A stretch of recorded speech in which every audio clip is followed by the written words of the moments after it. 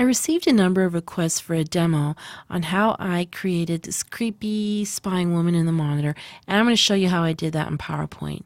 Make sure you have PowerPoint open, and let's start with a blank slide. I'm going to drag the image of the woman onto my slide, and I'm going to crop out all of this area around her that I don't need. So to launch the crop tool, just double click your image, and there it is. Click on crop tool, and you'll notice these handles around the image. This will allow you to crop out the areas that you don't want. So I'm going to pull these handles closer to her face. Whoopsie. Okay. There we go. All right. I'm going to keep my crop tool active for this next step. I'm going to double click the image just to make sure that I'm in picture styles. I'm going to click picture effects and choose soft edges. This will produce a nice feathered edge around my image, and I'm going to go with the highest value, which is 50 point. Okay, there we go. So now we have this nice soft feathered edge around our image.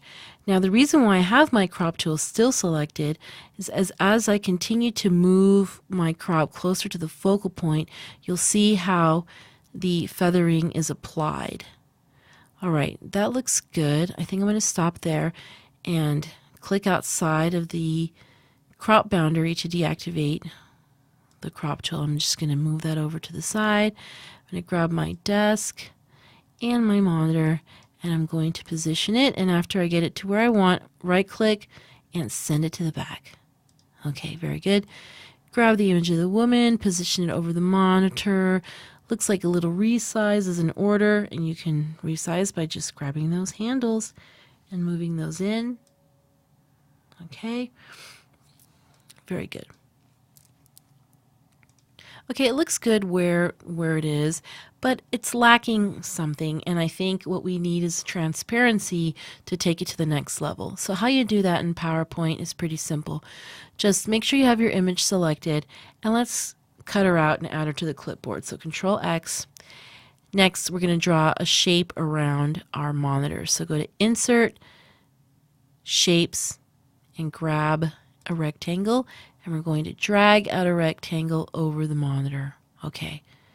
Next, we're going to double click on here on the shape, and under Shape Styles, we're going to click on the Format Shape menu. Okay. Click on Line Color first, and right away let's get rid of the outline around the shape. So check the No Line option. Go back to Fill. Next, check the Picture or Texture Fill option.